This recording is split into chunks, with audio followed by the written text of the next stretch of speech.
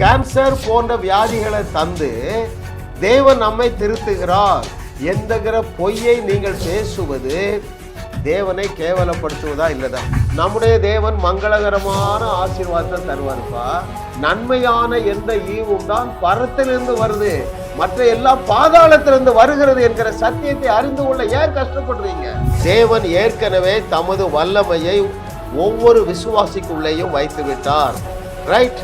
நான் தான் அந்த வல்லமையை பிறருக்கு வெளிப்படுத்த வேண்டும்.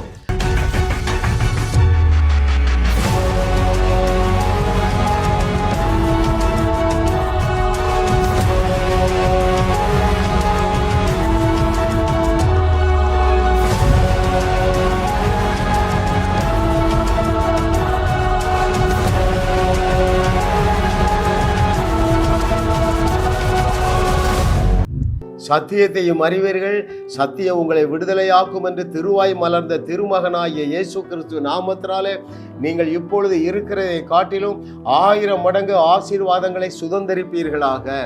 113வது நம்ப முடியாத நல்ல செய்தி அல்லது அவருடைய அனந்த ஞானம் என்ன தெரியுமா? தேவனுடைய இயல்பை கேவலப்படுத்தாதீர். முக்கியமான ட்ரூத்தை ஆவியானவர் கற்றுத்தரப்போகிறார். இன்றைக்கு மதமானது தேவனை எப்படி கேவலப்படுத்துறாங்க, எப்படி செயலற்றவர்களாக மாற்றி விட்டார்கள் பாருங்க. அவரிடத்திலிருந்து எளிதாக பெற்றுக்கொள்ள முடியாது என்கிற பொய்யை நம்ப வச்சுட்டீங்க. கரெக்ட் தானே?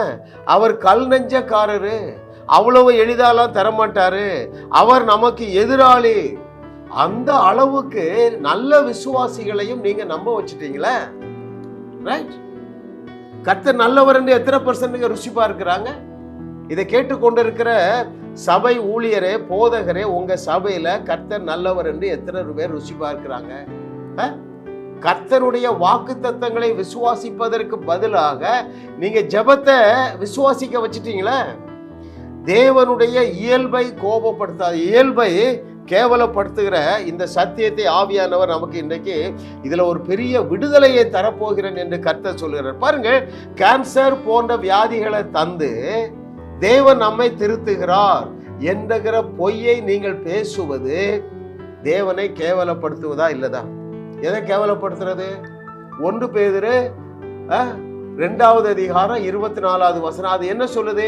அவருடைய தழும்புகளால் குணமானோம். We are healed by his stripes. நீ என்ன சொல்றீங்க? உன் ஜெபம் போதாது, ஆகையினால உனக்கு வியாதி இருக்கு. அப்ப நீங்க அந்த வார்த்தையை கேவலப்படுத்துகிறீர்கள். அது தேவனை கேவலப்படுத்துவதுதானே. அவன் எப்படி சுகத்தை பெற்றுக்கொள்ள முடியும்? அமெரிக்கர்களுக்கு பாடம் கற்பித்து கொடுக்க அந்த செப்டம்பர் 2001 பாம் பிளாஸ்ட் பண்ணப்பட்டது என்கிற பொய்யை நம்புறீங்க.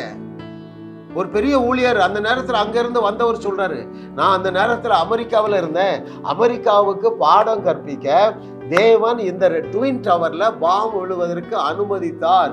இப்படி நீங்க பேசுனீங்கன்னா எப்படி தேவ ஜனங்கள் தேவனை விசுவாசிப்பார்கள்? இன்னும் என்ன சொல்லிடுறாங்க? முன்னோர்களின் சாபம். உன் ஜெபம் போதாது, வேற என்னது? உன் பரிசுத்தம் போதாது, உன் பக்தி போதாது. இன்னும் என்ன சொல்லிட்டாங்க? அந்த டவர்ல விபச்சாரம் நடந்தது, எனவே தேவன் இந்த அழிவை கொண்டு வந்தார். ஐயா, நம்முடைய தேவன் மங்களகரமான ஆசீர்வாதத்தை தருவாருப்பா. நன்மையான எந்த ஈவும் தான் பரத்திலிருந்து வருது, மற்ற எல்லாம் பாதாளத்திலிருந்து வருகிறது என்கிற சத்தியத்தை அறிந்து கொள்ள ஏன் கஷ்டப்படுறீங்க? இயேசு கிறிஸ்து எதற்காக அந்த கதையை சொன்னாருங்க? எந்த கதையா? நல்ல தகப்பன் கதையா? நீ எவ்வளவுதான் எனக்கு கீழ்ப்படியாம போனாலும் தேவனுடைய அன்பு மாறாது என்ற சத்தியத்தை போதிக்கத்தானே நிதானமாக அந்த ஸ்டோரியை சொன்னாரு. ஆண்டவருடைய அன்பை சொல்லிக் கொடுங்கள் அருமையான தேவர்களே. நான் ஏன் உங்களை தேவர்கள்னு அழைக்கிறேன் தெரியுமா? நீங்க தேவ வசனத்தை பெற்றிருக்கீங்க, அதனாலதானே ரட்சிக்கப்படுறீங்க, அதனாலதானே என் செய்தி உங்களுக்கு இன்ட்ரெஸ்டா இருக்கு. அப்போ தேவ வசனத்தை பெற்றுக்கொண்டுள்ள தேவர்களாகிய ஊழியர்களே, உங்களுக்கு சொல்லுற மங்களகரமான வார்த்தையை பேசுங்க, விசுவாசத்தை வர்த்திக்க பண்ணக்கூடிய வார்த்தையை பேசுங்க. அப்பொழுது அவர்கள் என்ன செய்வார்கள்? இயேசு செய்தவைகளையும் செய்து அதை விட பெரிய அற்புதங்களை செய்து உங்கள் சபையை ஆத்துமாக்களினால் நிரப்புவார்கள் அல்லவா? விசுவாசிக்கிறவர்களா நடக்கிற அடையாளங்கள் தாவன.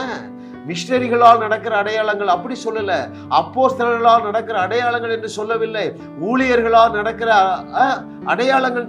யாருனாலும் சரிங்க, மிஷனரியோ இவாஞ்சலிஸ்டோ பாஸ்டரோ ஒரு சாதாரண விசுவாசியோ, விசுவாசிக்கிறவர்களுக்கு நடக்கிற அடையாளங்கள் ஆவன. ஏன் உங்க சபை மக்களால் தேவனுடைய வார்த்தையை விசுவாசிக்க முடியல? நீங்க நிறைய பெர்ஃபார்மன்ஸ் சொல்றீங்க. என்ன பெர்ஃபார்மன்ஸ்? நீங்க மனித நீதியை பற்றி பேசுறீங்க. எவ்வளவு நேரம் ஜெபம் பண்ணா, எவ்வளவு பரிசுத்தமா இருந்தா, இவைகள் எல்லாமே விசுவாசத்திற்கு துரோகம் செய்கிறவைகள். அப்படிப்பட்ட பிரசங்க மன்னருடைய வாய்கள் இன்றைக்கு முடமாக போவதாக. நீ சரியில்லை, உன் ஜெபம் சரியில்லை, அது இல்லை, இதெல்லாம் பெரிய குப்பையான பிரசங்கங்க. நீ என்ன செய்றீங்க தெரியுமா? இயேசு கிறிஸ்து சிலுவையிலே செய்தது போதாது, நீங்களும் பிரயாசப்பட்டு என்ன செய்யணும்? தேவனுடைய இருதயத்துல இடம் பிடிக்கணும். அப்படி இல்லை அருமையானவர்களே. ஹல்லேலூயா. He is so pleased with you.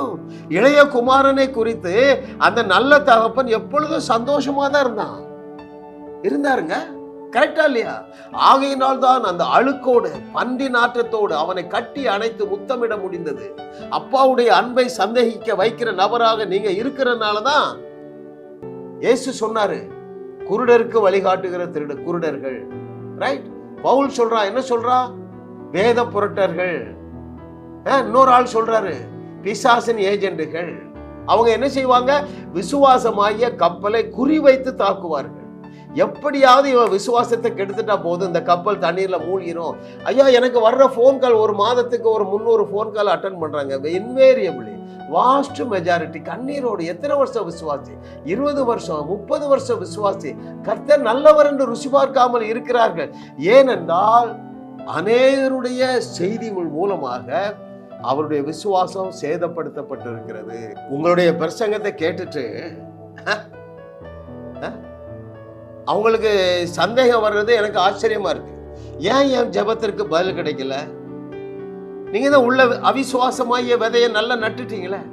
நீ உருப்பட மாட்டா, அவர் கோபக்காரரு, அவளை ஈஸியா தடமாட்டாரு, உன் முட்டு இன்னும் காயப்படல, ரைட், உன் உபவாசம் போதாதது. அப்புறம் யோசிக்கிற, ஏன் ஜெபத்துக்கு பதில் கிடைக்கல? நீங்கள் தேவனை தவறாக விளம்பரப்படுத்துகிறீர்கள். இன்னைக்கு மனம் திரும்புங்கள். எனக்கு பிரியமான தேவர்களே, ஊழியர்கள் யாராவது இந்த செய்தியை கேட்டீங்கன்னா இந்த புக்கை வாங்கி வாசிங்க. Better way to pray. ஜெபம் செய்ய சிறந்த வழி. 300 ரூபாய் தாங்க. உங்களால 300 ரூபாய் கொடுக்க முடியல, நான் ஃப்ரீயா தரேன். இதை படிச்சுட்டு என்கிட்ட சேலஞ்ச் பண்ணுங்க. நூற்றுக்கணக்கான தேவனுடைய வார்த்தையிலிருந்து எழுதப்பட்ட புஸ்தகம். ஒரு பாஸ்டர் போன் பண்றாரு, பிரதர் 40 வருஷத்துக்கு முன்னாலே இந்த செய்தியை கேட்டிருந்தா நான் நல்லா இருப்பேனே. கர்த்தரை தெய்வமாக கொண்ட நீங்கள் பாக்கியவான்கள். இன்றைக்கு நீங்க ஒரு தீர்மானம் எடுங்க. தேவனுடைய இயல்பை நான் தவறாக கற்றுக் கொடுக்க மாட்டேன் என்று சொல்லுங்க. தேவனுடைய மெய்யான இயல்பு, அது என்ன மெய்யான இயல்பு? Is always with love. எப்பொழுதும் அன்பாக இல்லைங்க, அன்பாகவே தான் இருக்கிறாரு. அவருடைய கன்னத்தை கடிச்சாலும் அன்புதான், கையை கடிச்சாலும் அன்புதான். அந்த அன்பை மாறவே மாறாதுங்க. அவருடைய அன்பை சொல்லிக் கொடுங்கள் அருமையானவர்களே. அப்போ என்ன நடக்கும் தெரியுமா? அவருடைய அன்பை புரிந்து கொள்ள அவன் அந்த அன்பினால் மூழ்கடிக்கப்பட்டு தேவனுக்கு கீழ்ப்படிய அவனுக்கு ஒரு ஈகர்னஸ் வருது, ஒரு பவர் ஜெனரேட் ஆகுது. அதை நீங்கள் கற்றுக் கொடுங்கள். கர்த்தரை தெய்வமாக கொண்ட நீங்கள் பாக்கியவான்கள். அருமையான தேவர்களே, இதை எப்பொழுது புரிந்து கொள்ள போகிறீர்கள்? எதை? தேவன் ஏற்கனவே தமது வல்லமையை ஒவ்வொரு விசுவாசிக்குள்ளேயும் வைத்து விட்டார். ரைட்? நான் தான் அந்த வல்லமையை பிறருக்கு வெளிப்படுத்த வேண்டும். தேவன் என் மீது எப்பொழுதும் அன்பாகவே இருக்கிறார். ரெண்டுங்க, தேவன் உங்கள் மீது தன்னுடைய அன்பினால் உங்களை நிறைத்து வைத்திருக்கிறார். அதிசயமான ஆற்றலினால் உங்களை நிறைத்து வைத்திருக்கிறார். அதனால்தான் சொன்னாரு 24/7 உங்களிடத்திலிருந்து ஜீவ தண்ணீர் போயிட்டே இருக்குது. அதை வாசிக்கவா? John's gospel chapter 7 verse 38, very very important word. Yovan 7வது அதிகாரம் 38வது வசனத்திலே வேத வாக்கியம் சொல்லுகிறபடி, என்னிடத்தில் விசுவாசமாய் இருக்கிறவன் எவனோ, என்னிடத்திலே அதிகமாக ஜெபிக்கிறவன் எவனோ, அப்படி சொல்லலைங்க. எவ்வளவு நேரம் அதிகமாக ஜெபிக்கிறவன் அப்படி இல்லை. என்னிடத்திலே விசுவாசமாய் இருக்கிறவன் எவனோ அவன் உள்ளத்திலிருந்து ஜீவ தண்ணீர் உள்ள நதிகள் ஓடும். அப்படி என்றால் என்ன பொருள்? மற்றவர்களை ஆசீர்வதிக்கிற ஜீவ தண்ணீர், மற்றவர்களை சுகமாக்குகிற ஜீவ தண்ணீர், தன்னுடைய சரீரத்தையே சுகமாக்குகிற ஜீவ தண்ணீரினால் தேவன் அவர்களை நிறைத்து வைத்திருக்கிறார். இந்த சத்தியத்தை சொல்லி கொடுத்தீர்கள் என்றால் நீங்க தேவனுடைய இயல்பை சொல்லி கொடுக்கிறீங்க. தேவ ஜனங்கள் எல்லா சூழ்நிலைகளிலும் தேவனை விசுவாசிப்பார்கள். ரைட்டா இல்லையாங்க? பவுல், இயேசு கிறிஸ்து, வேற யாரு, பேதுரு, இவர்கள் செய்யாத ஒன்றை இன்னைக்கு ஊழியர்கள் செய்கிறாங்க. பிரச்சனை வந்துருது. இப்ப எருசலேம் ஜனங்களுக்கு என்ன செய்யல? அவர்கள் என்ன ஏற்றுக்கொள்ள மாட்டேங்கிறாங்க. பீட்டர் என்ன செய்யற? நாளைக்கு 12 பேரும் என்ன செஞ்சிருங்க, இந்த இடத்துக்கு வந்துருங்க, கெத்செமனே தோட்டத்துக்கு வந்துருங்க, எல்லாரும் உபவாசம் பண்ணி ஜெபம் பண்ணணும். சொல்லவே இல்லைங்க. பீட்டர் காலத்துல இயேசு கிறிஸ்து போயிட்டாரு, பரலோகத்துக்கு போயிட்டாரு. பீட்டர் காலத்துல எல்லாத்தையும் கூப்பிட்டு சீஷர்கள், எப்ப நம்ம புறப்பட போறோம், உலகம் அங்கு புறப்பட போறோம், வட்டமா இருங்க, நம்ம ஒரு 40 நாளாவது ஜெபம் பண்ணணும். சொல்லவே இல்லை. அழுவோம், சொல்லவே இல்லை. பேதுரு சொல்லல, பவுல் சொல்லல, இயேசு கிறிஸ்து சொல்லவும் இல்லை, செய்யவும் இல்லை. நான் யோசித்து பார்க்கிறேன், பல இடத்துல கேட்கிறாரு, அற்ப விசுவாசிகளே என்கிறாரு.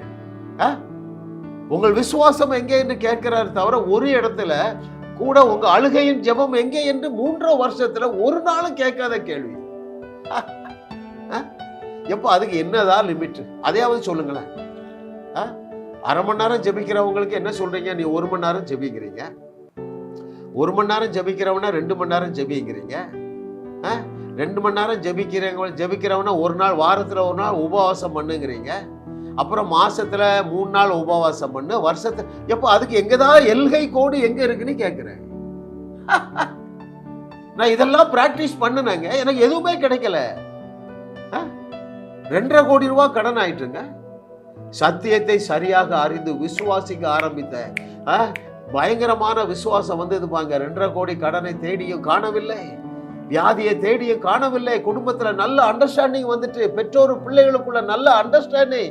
என் பிள்ளைகள் கர்த்தரால் போதிக்கப்படுகிறார்கள், அவருடைய குடும்பத்துல ஐக்கியம் வந்துட்டு, ஆரோக்கியம் வந்துட்டு, ஐஸ்வர்யம் வந்துட்டு.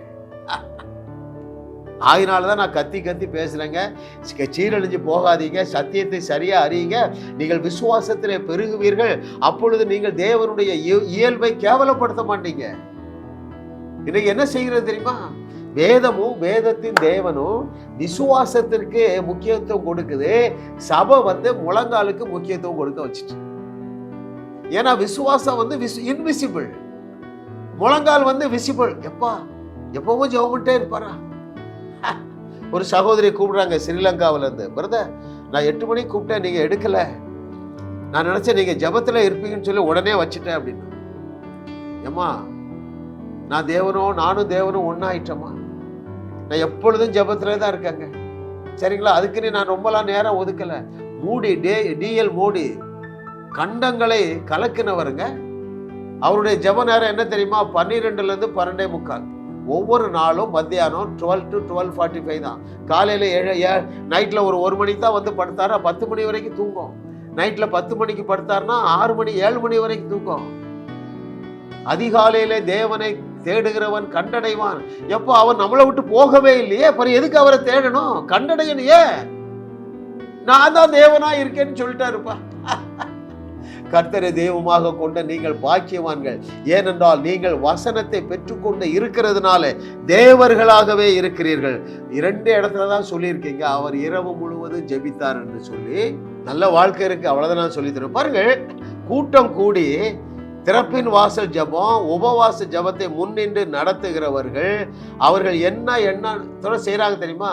இயேசு கிறிஸ்து சிலுவையிலே பரிபூரணமாக செய்யவில்லை, நாமும் அவருக்கு சப்போர்ட் பண்ணணும். 2வது, நான் திறப்பின் வாசல்ல நிற்கிறேன், ஏன்னா இயேசு கிறிஸ்து நின்னது போதாது என்ற பெருமையோடு அவர்கள் கண்ணீரோடு அழுது ஜெபிக்கிறாங்க. மாய்மாலத்தை கண்டுபிடித்தால் நீங்கள் என்ன செய்வீங்க? தப்பு வைக்கப்படுவீர்கள். ஹல்லேலூயா. ஓ தேங்க். நானும் அப்படிதான் செஞ்சுட்டு இருந்தேங்க, அதனால நான் பெருமை பாராட்டுறதுக்கு ஒன்றும் இல்லை. ஹல்லேலூயா. அவர்கள் செய்ய வேண்டியது என்ன? சொல்லி ஊக்கப்படுத்த வேண்டியது என்ன தெரியுமா? From the day of your salvation, you are a world shaker. நல்லா தெரிஞ்சுக்கிடுங்க. ஏன் நான் இவ்வளவு பெரிய வார்த்தையை போடுறேன் தெரியுமா? உலகத்தை உழுக்கிற அளவுக்கு எனக்கு சக்தி இருக்கு என்கிற வெளிச்சம் உனக்கு வந்துட்டுனா உன் பிரச்சனை ஒண்ணுமே அங்க இருக்காது. நீ தேடியும் காணாது இருப்பாய். ஆமா, சொல்லிக் கொடுங்க. உங்க சபை விசுவாசிகள் சொல்லிடுங்க. உங்களுடைய செய்தியை கேட்கிறவர்கள் சொல்லிக் கொடுங்க. நீ என்னைக்கு மறுபடி பிறந்தாயோ அன்றைக்கே நீ உலகத்தை உலுக்கக்கூடிய நபராக அந்த அளவுக்கு சூப்பர் நேச்சுரல் பவரினால் தேவன் உன்னை நிறைத்து வைத்திருக்கிறார் என்று சொல்லுங்க. இரண்டாவது என்ன சொல்லிக் கொடுங்க? You are fully qualified. முற்றிலுமாக நீ தகுதியாக்கப்பட்டு இருக்கிறாய் என்பதை சொல்லிக் கொடுங்க. இயேசு கிறிஸ்துவை உயிரோடு எழுப்புற அதே வல்லமையை உனக்குள்ளே தேவன் வைத்து விட்டார் என்று சொல்லிக் கொடுங்க. எல்லாமே இயேசு சொன்னதானங்க. நான் செய்ததை விட பெரிய கிரியைகளை செய்வீர்கள். அது உனக்கும் எனக்கு தான் சொன்னாரு. ரைட்? இதை சொல்லி கொடுங்க. இன்னும் சுவிசேஷம் அறிவிக்கப்படாத இடங்களுக்கு உங்கள் விசுவாசிகளை அனுப்புனா என் பிரசங்கத்தை சொல்லி கொடுங்க. என்னை அறிமுகப்படுத்துங்க. என்னை அறிமுகப்படுத்த நீங்கள் தயங்கினால் என்னுடைய செய்தியை 100 செய்தியை கேளுங்க. ஆவியானவருடைய சத்தம் உங்களுக்கு கேட்கும். நீங்க அதை பிரசங்கம் பண்ணுவீங்க. நீயும் வாழுவாய், உன் சபையில உள்ளவனும் வாழுவான். எனக்கு 72 வயசுங்க. அதனாலதான் நான் உண்மையா நானே பேசுறேன். தப்பா நினைக்காதீங்க. ஒரு ஆதங்கத்தோட பேசுறேன். தினந்தோறும் போன் வருதுங்க. எத்தனை வருஷம் விசுவாசி? 40 வருஷம். எப்படி வாழுகிறா எல்லாம் நாசமா போச்சு. இது வல்லவே தேவனுடைய திட்டம். அது எது தேவனுடைய திட்டம்? நீயும் உன் பிள்ளைகளும் என்னாலும் நல்லா இருக்கணும். உன் வாழ்க்கையில ஒரு நன்மையும் குறைபடக்கூடாது. நீ நான் செய்ததையும் செய்யணும். இதை விட பெரிய கிரியைகளை செய்யணும்.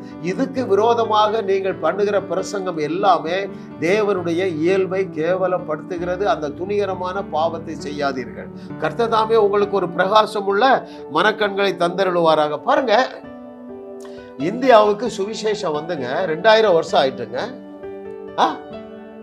ஒரு சர்வேல சொல்றாங்க, இன்னும் 50% கிறிஸ்தவர்கள், இன்னும் 50% இந்தியர்கள் கிறிஸ்துவுடைய முதல் வருகையே கேள்விப்படலைங்க. நீங்க போட்டி போடுறீங்க. 2வது வருகை எப்போ? இன்னைக்கு வந்துருவாரு, நாளைக்கு வந்துருவாரு. ஐயா, கோடிக்கணக்கான ஜனங்கள் இன்னைக்கு இந்தியா உலகத்திலே பெரிய பாப்புலேஷன் நாம ஆயிட்டோங்க. 140 கோடி. இன்னும் 70 கோடி ஜனங்கள் அவருடைய முதல் வருகையை தெளிவாக அறியவில்லை. சில நினைக்கிறீங்க, ஐயா அவங்களுக்கு டெலிவிஷன் இருக்கு, மொபைல் இருக்கு. சொல்லட்டுமா ஒண்ணா, இன்னும் 4 லட்சம் கிராமங்கள்ல எலக்ட்ரிசிட்டியே இல்லை.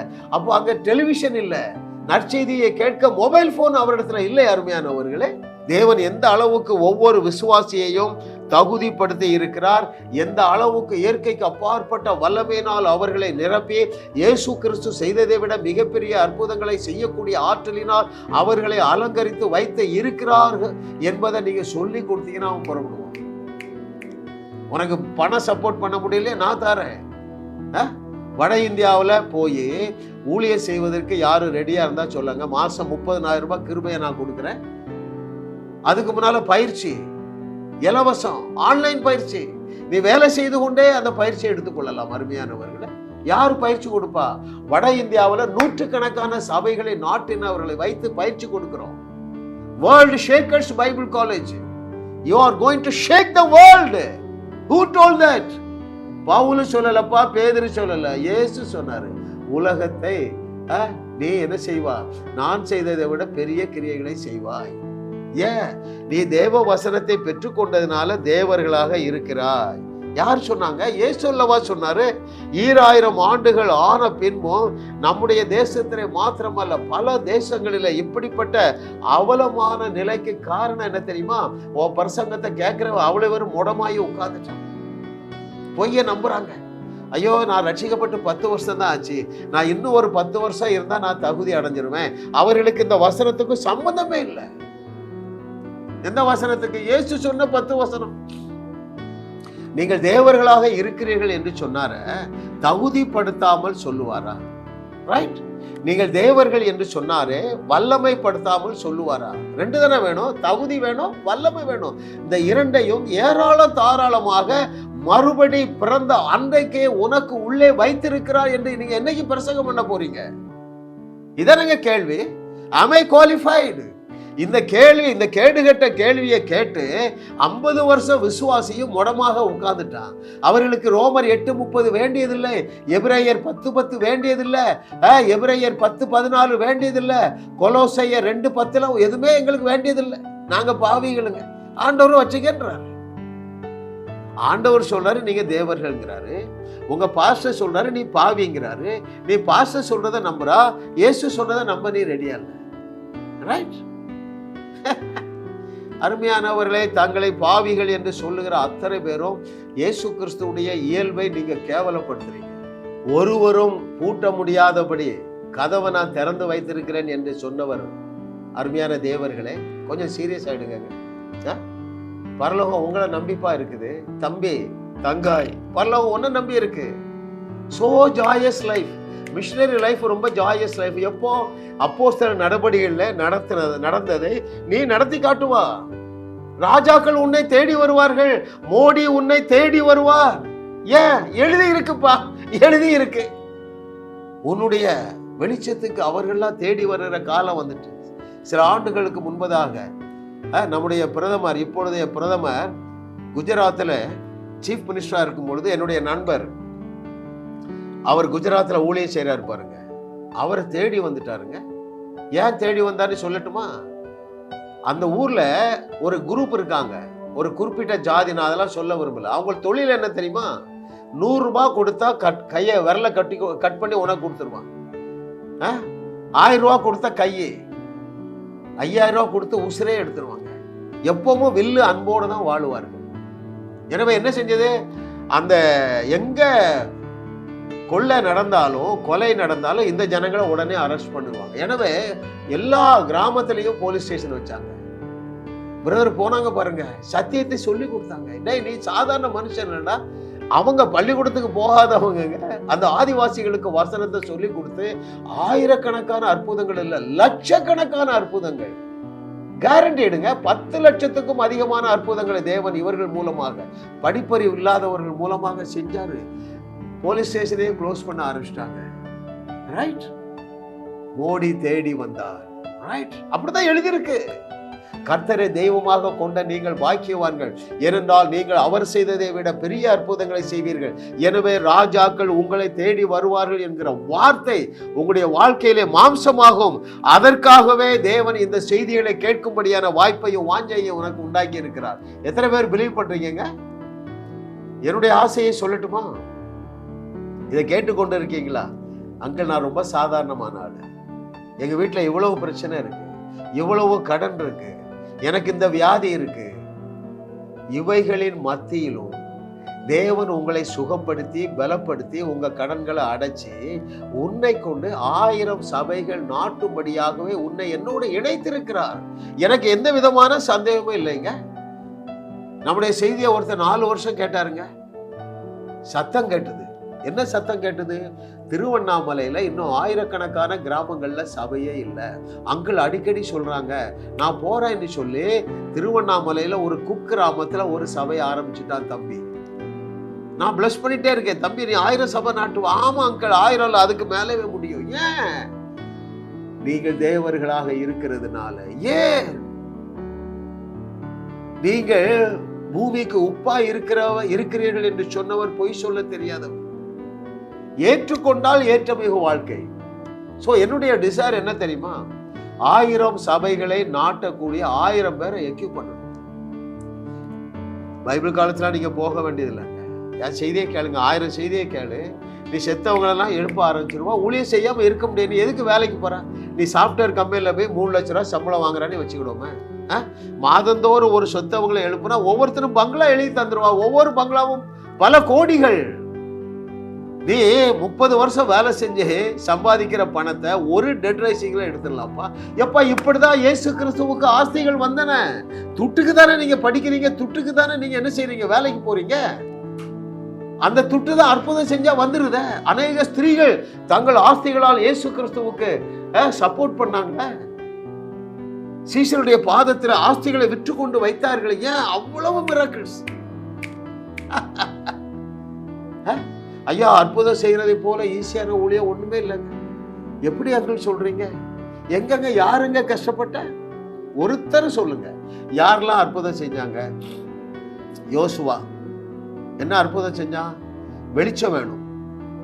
இந்த யுத்தத்திலே வெற்றி கப்பை சுதந்திரிக்க என்ன வேணும்? வெளிச்சம் வேணும்.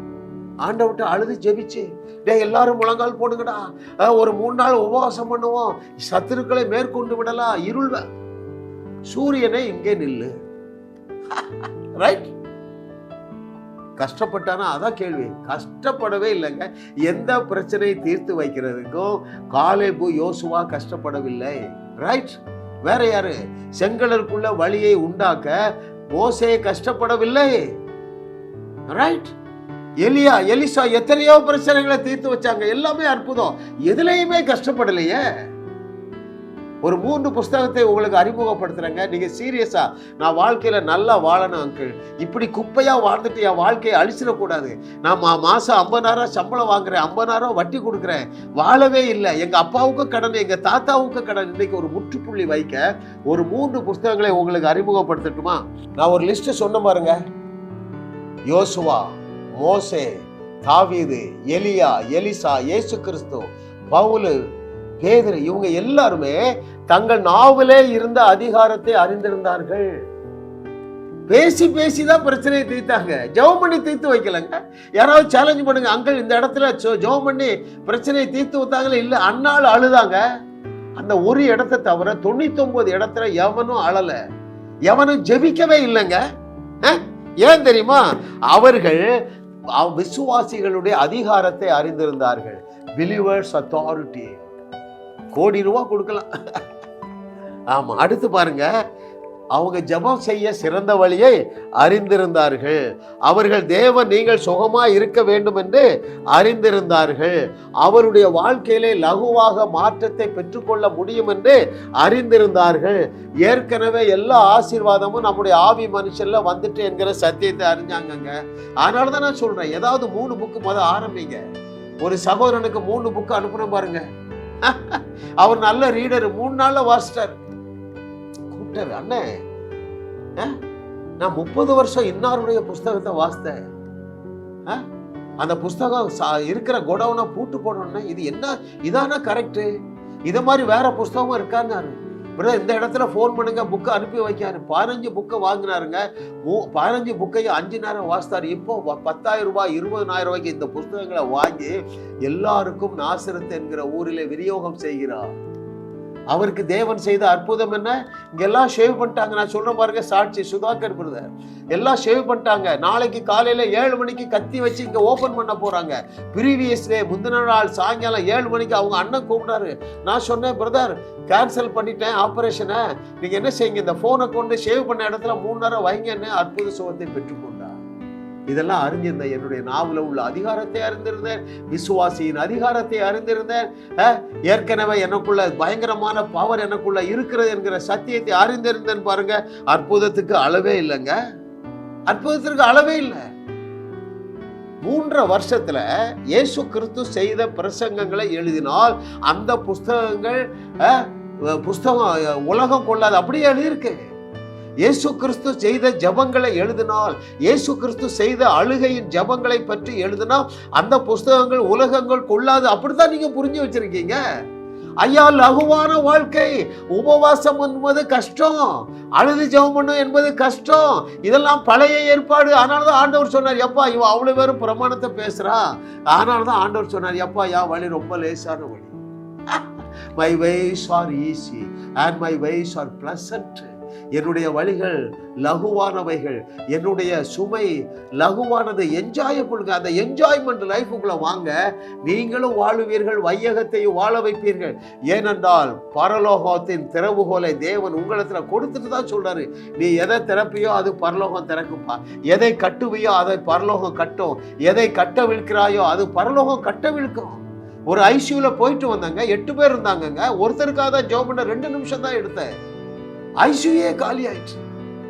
என்னிடத்திலிருந்து ஜீவ தண்ணீர் உள்ள நதிகள் எப்பொழுதும் 24/7 பாய்ந்து கொண்டே இருக்கிறது என்கிற சத்தியத்தை இயேசு சொன்னார் அல்லவா, யோவான் 7:38. அந்த சத்தியத்தை அன்னைக்கு தான் அறிஞ்சங்க. அந்த நாள்ல இருந்து விட்டு வைக்கிறது இல்லை. எந்த வியாதி சோகமாதான் இல்லையா அட்டெம்ப்ட் பண்ணிடுவேன், உயிரோட எழும்புறாங்களோ இல்லையோ அட்டெம்ப்ட் பண்றேன். ஒரு பாட்டியம்மா உயிரோட எழுப்பிட்டா எல்லாருமே உயிரோட எழுந்துருவாங்க. கர்த்தரை தெய்வமாக கொண்ட நீங்கள் பாக்கியவான்கள். தேவனுடைய இயல்பை தவறாக போதிக்காதீர்கள், அது அவருடைய விசுவாசமாகிய கப்பலை சேதப்படுத்துகிறது. ஜாஸ் மினிஸ்ட்ரிஸ் செய்திகள் மூலமாக நீங்கள் ஆசீர்வதிக்கப்பட்டிருக்கிறீர்கள். நீங்கள் இந்த ஊழியத்தோடு கைகோர்க்கும்படியாக உங்களை அழைக்கிறோம். நீங்கள் காணிக்கை விதைக்கக்கூடிய நல்ல நிலமாக ஜாஸ் மினிஸ்ட்ரிஸ் இருக்கிறது. விசுவாசத்தோடு உற்சாகமாக பெருக விதையுங்கள். தேவன் உங்களை 1000 மடங்கு பெருக செய்வார். வாரந்தோறும் சென்னை முகப்பேரில் நடைபெறும் கிங்ஸ் அண்ட் குயின்ஸ் அசம்பிளி ஞாயிறு ஆராதனைக்கு அன்புடன் அழைக்கிறோம். சத்தியத்தை சரியாக அறிந்து வெற்றி வாழ்க்கை வாழுவீர்கள். சென்னையில் உள்ள உங்கள் நண்பர்கள் உறவினர்களையும் 3 மாதங்கள் தொடர்ந்து வரும்படியாக உற்சாகப்படுத்துங்கள். முற்றிலும் ஜெயமான வாழ்க்கை வாழுவார்கள். உங்களையும் வாழ வைத்து உங்கள் மூலம் உலகத்தையும் வாழ வைக்கவே தேவன் எங்களை கிருபையாக அழைத்துள்ளார். விடுதலை பெறவும் சுகத்தை அனுபவிக்கவும் தொலைபேசியில் எங்களோடு தொடர்பு கொள்ளுங்கள். ஜாஸ் மினிஸ்ட்ரிஸ் யூடியூப் சேனலில் தொடர்ந்து செய்திகளை கேளுங்கள். சப்ஸ்கிரைப் செய்யுங்கள். வீடியோக்களை லைக் செய்து பலரோடும் பகிர்ந்து கொள்ளுங்கள். அவர்களும் ஆசீர்வதிக்கப்படட்டும்.